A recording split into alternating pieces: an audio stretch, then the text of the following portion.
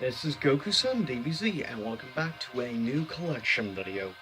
Now, since I already did best to worst handhelds, you already know what handhelds I have. In case you didn't, refresher, I have Bandai WonderSwan, I have the Game Boy Color Pokemon Edition, Game Boy Advance SP, as well as a DS Lite, a 3DS or a new 3DS, whatever as they call it, PSP, Vita, and Sega Game Gear. And those are the handhelds. This video will, however, be my game collection. In the future sometime I may rank best to worst like I did handhelds, but this is strictly as far my collection. Now, unfortunately, I have currently hooked up playing music in the background my PS3, so I won't be able to pick that up and show that in the video, but I have PS3 Model 2, I believe it is, um, and I'll use boxes for the other two. We'll just get out of the way the newer stuff. The PS4, technically PS4 Pro, is of course what I have hooked up.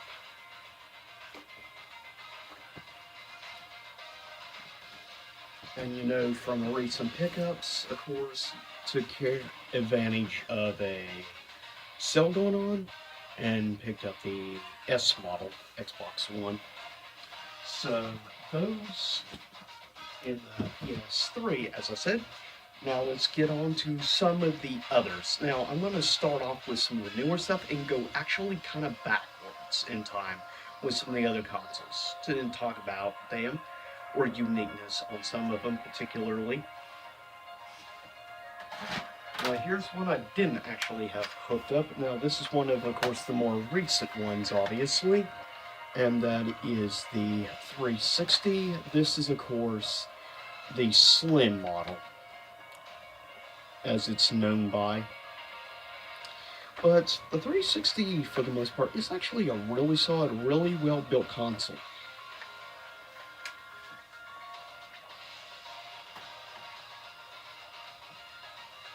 Next up, we have the original Xbox. And yeah, you see this little hookup? This was the only way you could play DVDs on the original Xbox. And you had to have it plugged in and stuff. That was the only way you actually played DVD movies on the original model. Which it still gets me. It actually makes sense why it's called Xbox, because it looks like a box with an X on it. So it actually makes more sense to me. Now, here is, in my opinion, a really cool something that I've collected, which is, of course, a or rather a model, a promo model, original Xbox. As you can see, this model is green, unlike the original. Actually, there's two green promo models out there. This is the a little bit easier to find of the two different special models released in America. As you see, what's different is this is a Halo edition. And it says right there, Halo Special Edition. You also get with it a green Halo Edition Xbox controller, actually, which says Halo right on the front of the controller as well. Now, personally, I love this. I like this actual shade of green and the fact it has Halo right on the front there like that. I think that's pretty awesome. Eventually, I would like to add some more promo editions and stuff. I would like to get the third promo, which is actually much more rare and rather pricey, if you can even luck on find one. It's a neon, and unlike that one, you can't see through it, but it's a Mountain Dew edition one with the actual Mountain Dew logo on the front. But yeah, it's not easy to come by. Next up, look, the PlayStation 2. Now, this is actually a version 1 PS2, as you can tell, because it's much bulkier and larger than, of course, the Model 2, which is much smaller.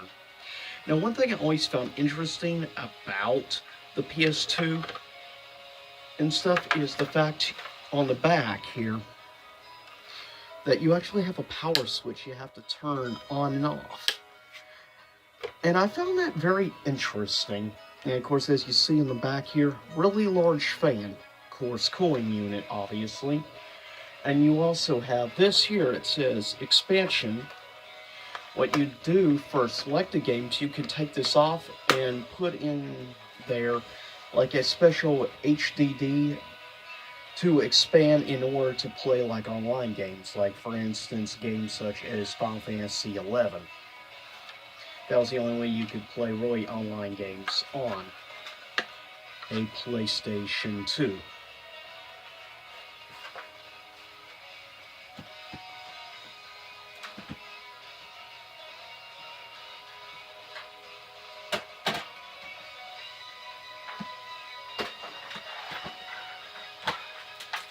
Since we're sort of going backwards, might as well talk about this. Of course, my number 2 favorite game console of all time, and that is the Sega Dreamcast, which I love to this day, this thing. And I love how it opens up slow, like to present a great surprise game inside. And I've always been a big fan of the overall design of the Dreamcast. It's a very well built, very well structured game console. I mean, it's very compact, unlike a lot of consoles of more today, but it's very well constructed.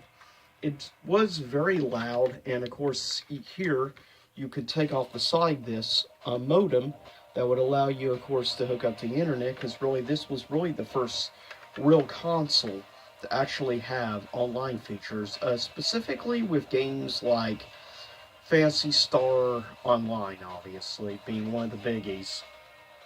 But I always also love the Dreamcast design, in all honesty.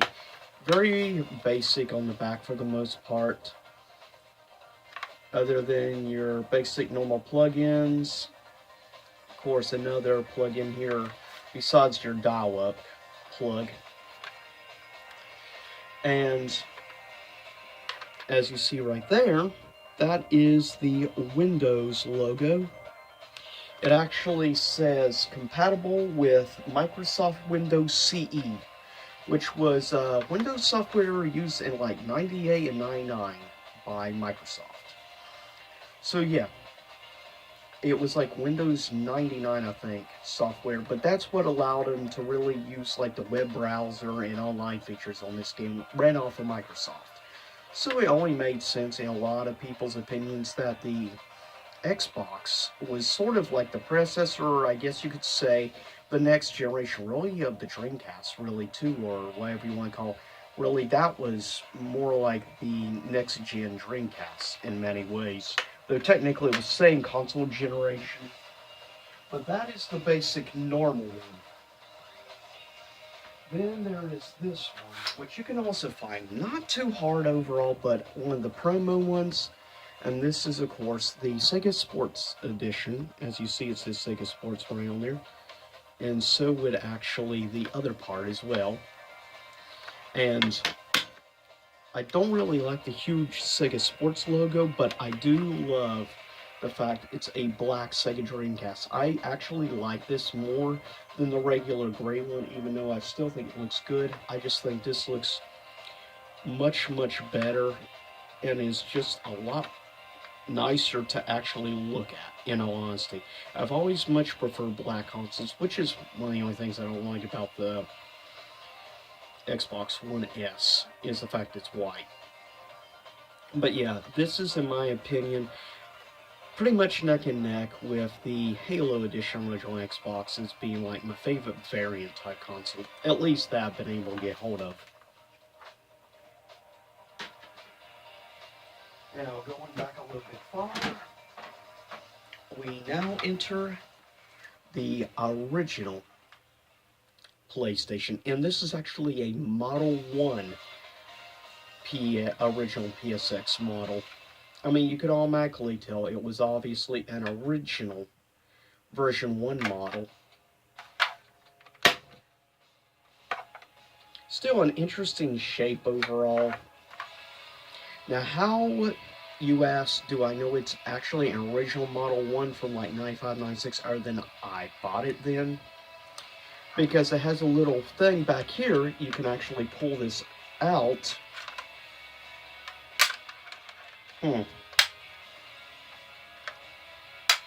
But anyways, you would pull this out, and it actually has a plug-in device here. That's where you plug in the original version that's Game Shark, which would later on make a new version with a CD, and you could basically just take up a save spot on like a normal memory card instead of having the hookup in the back. So there was that too. And they took it away, this partially, I think, so you couldn't use the old model Game Shark also on it. So anything after this original version, they removed this part on the back. So that's really the only way you can really tell this is a Model 1, is if it has that spot on the back.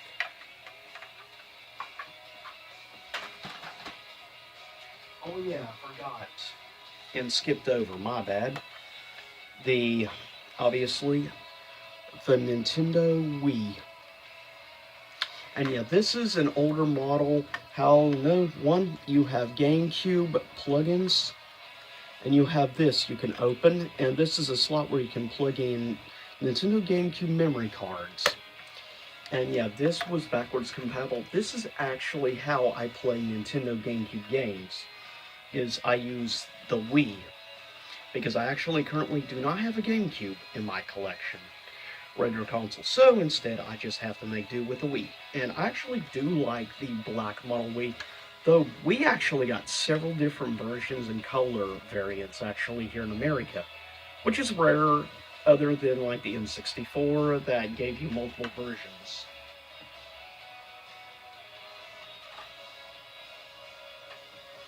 Next up, we might as well talk about the Nintendo 64, which a lot of people have really fond memories of this console. And this is a really solid, overall well-built game console in my opinion. Of course, you have where you would obviously plug in the expansion pack, since there's quite a few games, like for instance Majora's Mask and many other games that would not play without the expansion pack. But it's just a very solid, like, brick of a console. And yeah, that's where you plug in the power pack, which is actually really bulky, surprisingly. But yeah, it's a very unique design console, I will give it that. I do like the N64 logo. That was always probably my favorite Nintendo logo. Next up, we have, in my opinion, one of maybe the most underrated game consoles of all time, and that is the Sega Saturn, which is just such a beautiful console in my personal opinion. I just love it, and I miss the fact when consoles opened up. You see this on the back, of course. This is how you would put in cartridges like the Action Replay cartridge, which then would allow you to play Japanese imports by plugging in through there. You had other plugs and other things you could actually plug in the back here, which is interesting.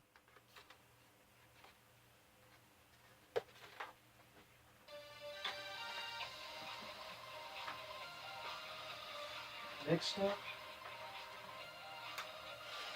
the Model 2 Sega Genesis, which this was my very first game console I ever owned.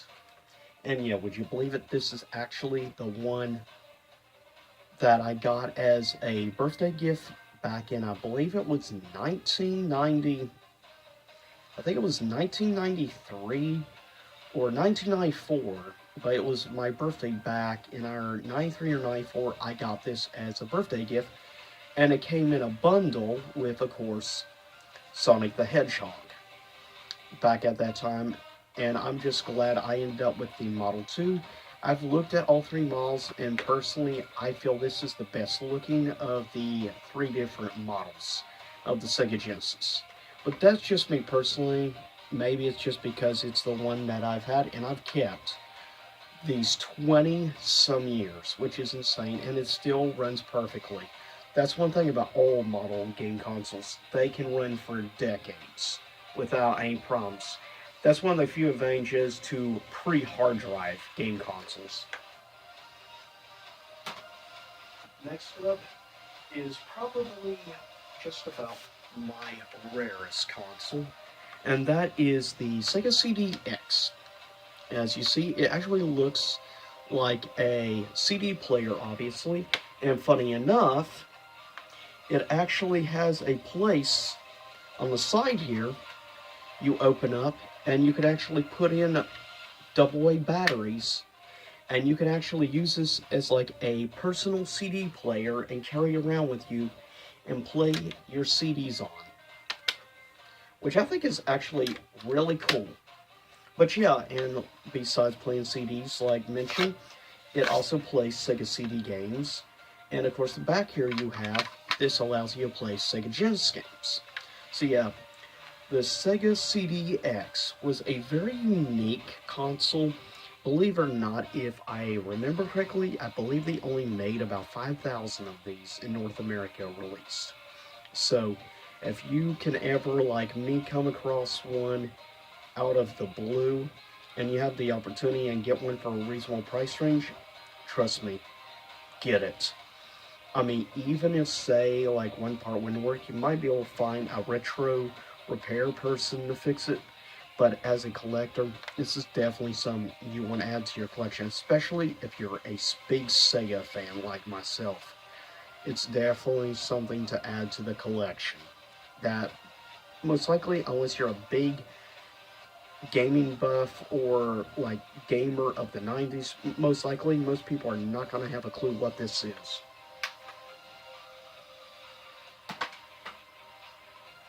Talk quickly about a couple others.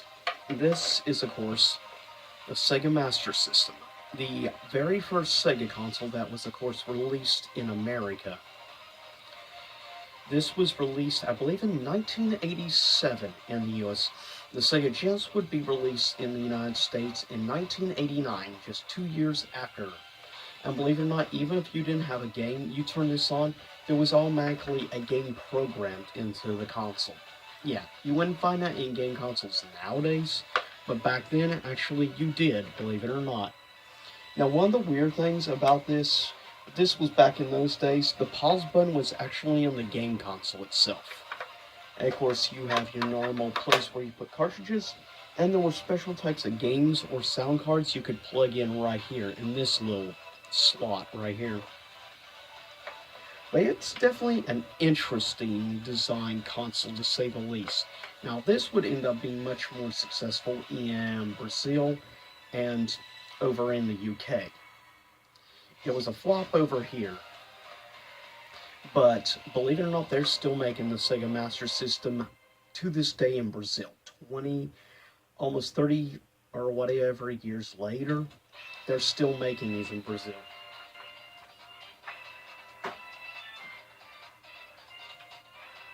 Next up, second to last, we have, of course, the Super Nintendo, or the SNES, as many people call the American version.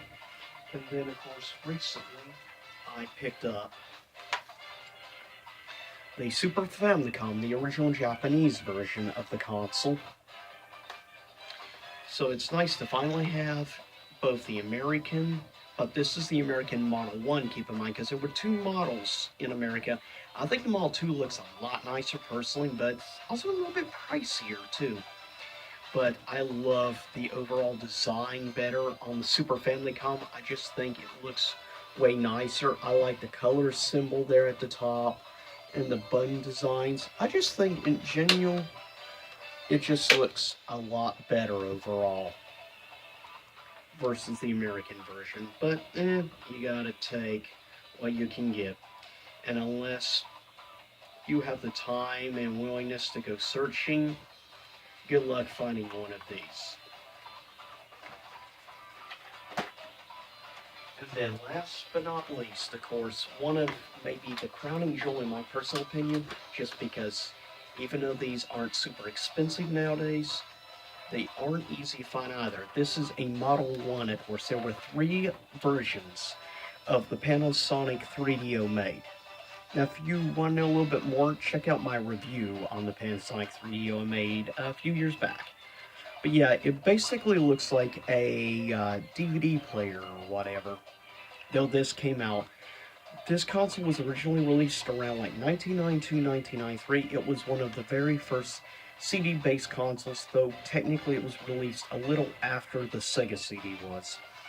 But there you see, of course, the real, it says right there, 3DO interactive multiplayer, which is actually really cool. I love the startup. And you actually have quite a few different plugins on the back right here. And it's very interesting. Even the underneath looks a little different than you would think.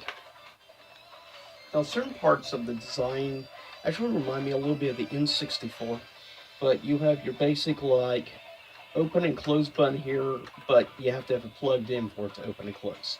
So really it was the first console like that you had to have it turned on for it to open and close. Your normal power button, yeah, there's only one controller port here. But I'm going to get ready to cut up this video. I hope you enjoyed this, and this was my game consoles. And tell me, what game consoles have you collected? But I'll see you all next time. Same YouTube time, same YouTube channel. Have a good one, Overkill Nation.